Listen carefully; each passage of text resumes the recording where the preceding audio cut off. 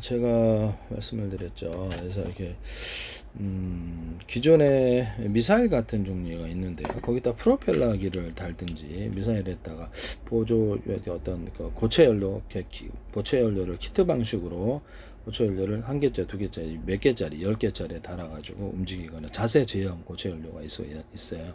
작은 연소기관 자세 제형으로도 따로 있을 수 있고, 아니면 고체 연료 플러스 H 연료 가지고 모듈로 달아 키트로 달아가지고 기존의 미사일에다가 단다는 거죠. 이런 방식도 있을 수 있다. 이것은 이제 혐오포 같은 거라든지 이런 것들을 무인 항공기로 만드는 기술에 대해서 말씀을 드렸거든요. 기관포 달든가 아니면 헬파이어 같은 기타 다른 미사일을 쏘는 식으로 들어가든가. 네, 속도를 좀 높이면 되죠. 우라늄 또는 플루토늄의 분말이나 가스, 액상을 좀 넣으면 되니까 하시면 제 기술이 되겠고요. 기존에 드론이 이렇게 프로펠러기가 있어요. 드론에다가 키트 방식으로 이거를 가지고 막판 그 근처까지 200km 뭐 200km다 그러면 갔다가 그 근처에 프로펠러 방식으로 갔다가 막판 스퍼트 할 때 요격을 당하니까 강하게 해서 추진해서 꽂아 넣는 이런 기술에 대해서 제가 말씀을 드렸었는데요. 아이디어 개념 차원이라도 체크하시면 이거는 전 세계적으로 엄청 단가, 그렇죠. 가성비에서 너무 좋은 무기일 수 있다라는 것이죠.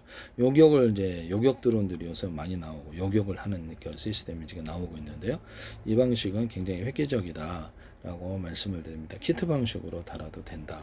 고체 연료 모드를 뭐 기존에 뭐 그렇게 자세 제어만 된다면 그 근처까지 가가지고 충분히 가능하다.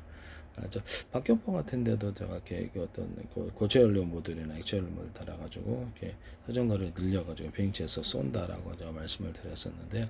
아니면 미니로 맡겨가지고 퉁퉁퉁 이렇게 기관포 쏘듯이 뒤에서 공기를 때리는 방식으로 이렇게 쏴도 되고요.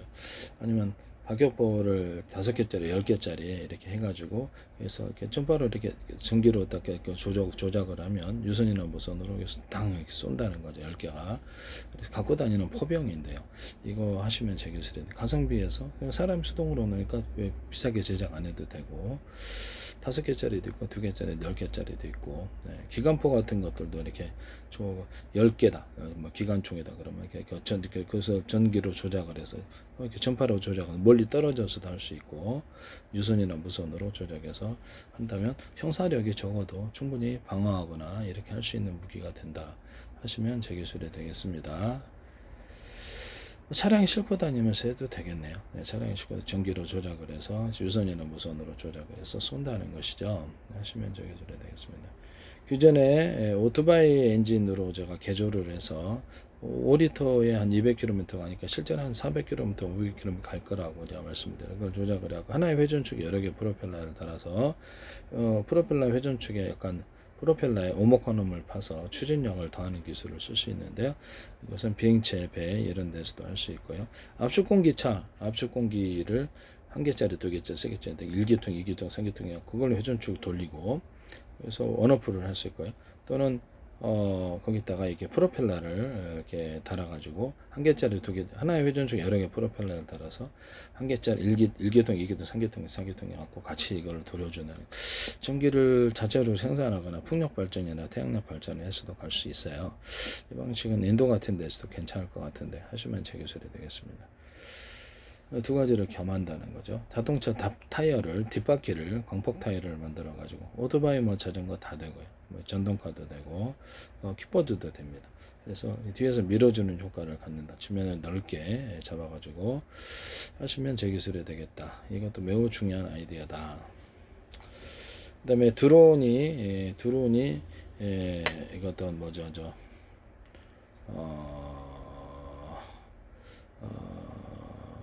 드론이 이 방식으로 날아가더라도 일단 프로펠러기를 아까 미사일에다 프로펠러를 좀 달아가지고 하나의 전초 여러 개 프로펠러 달아서 상속거리를 늘리는 기술에 대해서 말씀을 드렸는데요. 그것은 맞아요. 고체 연료 모듈에다가 뭐 그까지 갈 때까지는 속도가 지나치게 빠르게 안 가도 되잖아요. 그 근처까지만 가서 이렇게 속도를 고체 연료 모듈을 5개 모듈이다, 10개 모듈이다 그러면 한 개만 킨데 두 개만 킨데 이제 큰 놈이 이제 일반적인 속력을 만들어내고 나중에 10개짜리다 그럼 나머지를 한꺼번에 가동해서 딱 이렇게 들어가는 부분이나 자세를 제어하는 조그만 고체 연료가 있을 수도 있고 고체 연료 플러스 액체 연료 모듈도 있을 수 있어요. 그렇게 해가지고 그 근처까지 가서 속도를 높이는 기술에 대해서 근처 한 10km, 20km에서 전체를 가동해 속도를 높여서 가면 요격하기가 되게 힘들 거라는 거죠. 이런 개념을 쓰시면 제 기술인데요. 기존에 이런 방식으로 날아가는 이런 방식으로 날아가는 드론이라도 프로펠러기를 달아가지고 움직인다는 것이죠.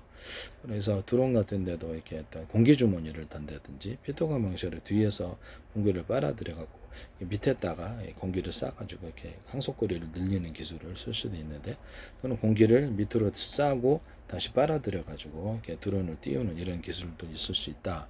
항공체나 공기 부양 정도 괜찮긴 한데 공기장 물에서 하긴 하는데 공기를 내뿜는다. 그다음 다시 빨아들여서 그것을 들어 올려준다. 그래서 안으로 들어가서 이렇게 들어 올려주는 공간이 있으면 더 좋고요. 네네. 그래서 항속거리를 늘린다라고 저 말씀을 드렸는데 외부 공기를 빨아들여서 밑으로 하거나 밑에다가 프로펠러기를 하나 더 달아 헬리콥터 같은 거 이렇게 프로펠러 편 하나 달아가지고 무게를 좀 들어 올려주는 키트 방식으로 탈부착 가능하고 이런 부분을 말씀을 드렸는데 패러글라이딩이나 난카선 구조에도 여기서 공기를 빨아들여서 뒤로 이렇게 내뿜는 구조 일반적으로 피터건 방식이 아니더라도 공기를 빨아들여서 프로펠러 편을 하나 둬서 이렇게 앞뒤로 들 수 있겠죠. 그래서 그걸로 하면 행속거리가 꽤 갈 수 있다. 또는 풍력 발전을 해가지고 가는 이런 항속거리를 늘리는 기술에 대해서 말씀을 드렸었죠. 풍력 발전기를 달아서 그래서 항속거리를 늘려 갖고 간다.